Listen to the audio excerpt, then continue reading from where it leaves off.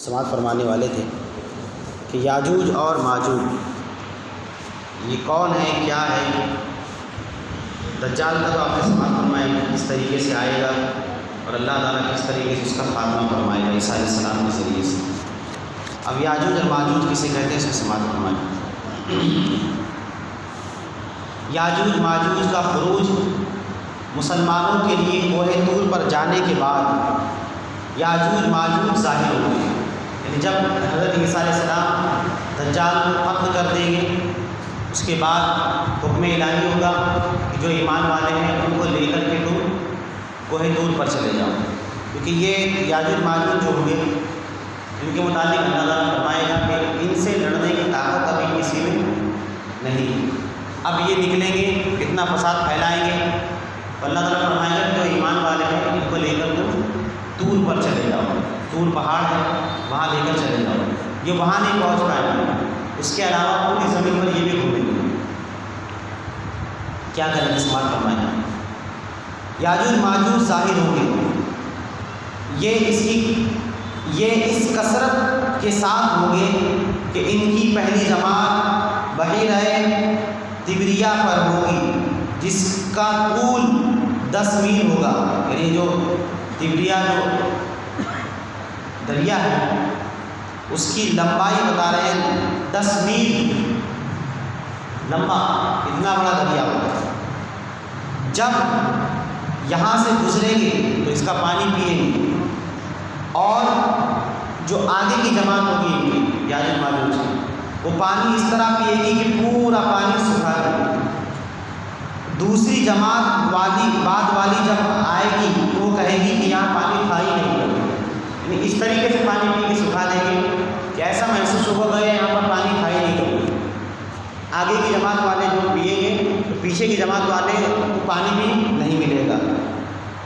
آگے فرماتے ہیں کہ فساد قتل و غارت سے جب فرصت پائیں گے، اب زمین میں آئیں گے، فساد کریں گے، قتل و غارت کریں گے، ہر چیز کھا جائیں گے، جو ان کے سامنے آئے گا سب کھا جائے گا، انسان کیا، جانور کیا، درندے پرندے چرندے سب، کسی چیز کو نہیں چھوڑیں گے، جو سامنے آئے گا اس کو کھاتے جائیں گے۔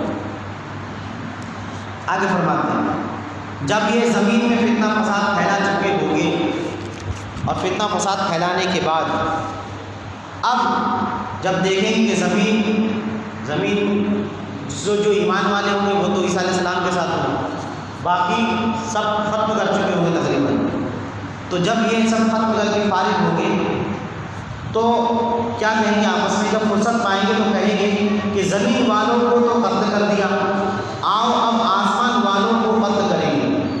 یہ کہہ کر اپنے تیر آسمان کی طرف پھینکیں گے۔ اب خدا کی قدرت کہ ان کے تیر اوپر سے خون آلود ہو کر گریں گے۔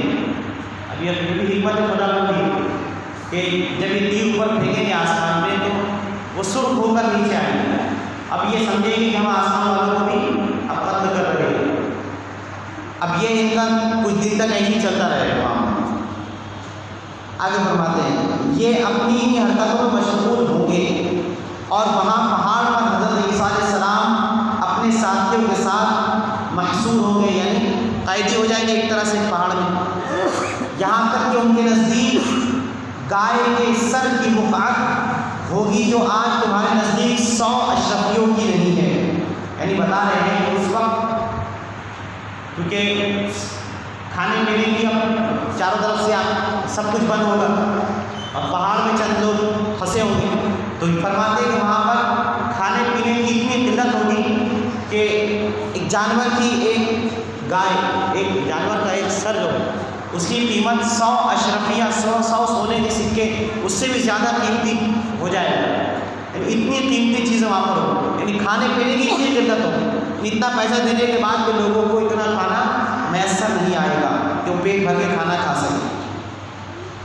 اس وقت حضرت عیسیٰ علیہ السلام اپنے ہمراہیوں کے ساتھ کہ دعا فرمائیں گے، جب یہ سب لوگ پریشان ہو جائیں گے تو عیسیٰ علیہ السلام کے پاس جائیں گے، اے اللہ کے نبی عیسیٰ علیہ السلام اب ہم کیا کریں، پریشان ہو گئے، کھانے پینے کے نالے پڑے ہوئے، اور یاجوج ماجوج میں زمین میں پھیلے، اگر یہ پہاڑ سے اترے تو ان کو بھی ختم کر دیں۔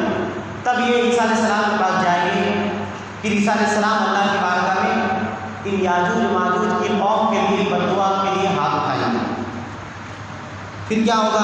جب ان کے لیے حضرت عیسیٰ علیہ السلام دعا کریں گے تو ان کے بدن میں، گردنوں میں ایک قسم کا اللہ تعالیٰ کیڑا پیدا کر دے گا۔ اس سے کیا ہوگا؟ ایک دم سب کے سب مر جائیں گے۔ ان کے مرنے کے بعد عیسیٰ علیہ السلام پہاڑ سے اتریں گے، دیکھیں گے کہ تمام زمین ان کی لاشوں اور بدبو سے بھری پڑی ہے، ایک بارش کی زمین خالی نہیں ہوئی۔ اتنی کثیر تعداد میں یہ ہوئی، ایک بارش، ایک بلس بھی روئے زمین کہیں خالی نہیں ہوگی کہ ان کی لاش نہ پڑی، اتنی ان کی لاشیں ہوگی۔ اس وقت حضرت عیسیٰ علیہ السلام اپنے ہمراہیوں کے ساتھ پھر دعا کریں گے تو اللہ تعالیٰ ایک قسم کے پرندے بھیجے گا جو ان کی لاشوں کو جہاں اللہ چاہے گا پھینک آئیں گے۔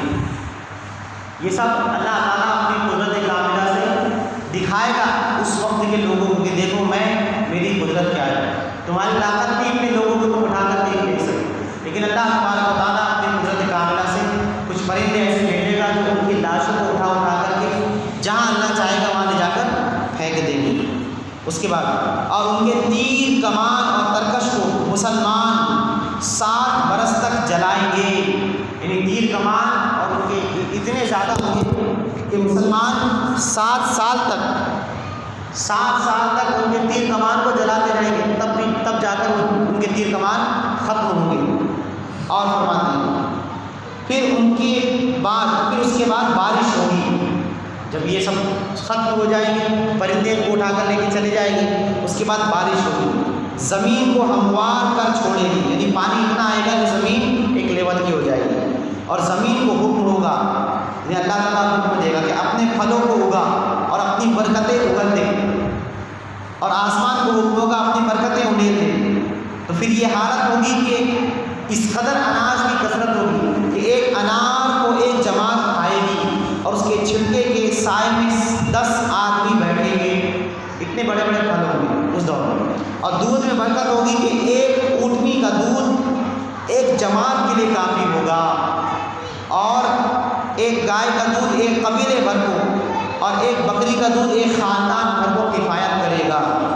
سبحان اللہ۔ اور فرماتے ہیں اس طریقے سے یہ دجال کا ظہور بھی ہوگا اور ان کا خاتمہ بھی ہوگا۔ اس کے بعد کیا ہوگا؟ دھواں ظاہر ہوگا جس سے زمین و آسمان تک اندھیرا ہو جائے گا۔ اس کے بعد ایک دھواں ظاہر ہوگا جس سے زمین و آسمان سب چھپ جائے گا۔ پھر اس کے بعد ایک جانور نکلے گا جسے دابۃ الارض کہتے ہیں، دابۃ الارض کا خروج ہوگا۔ اب یہ کیسا جانور ہوگا اور یہ کیا کرے گا، انشاءاللہ کل سماعت فرمائیں۔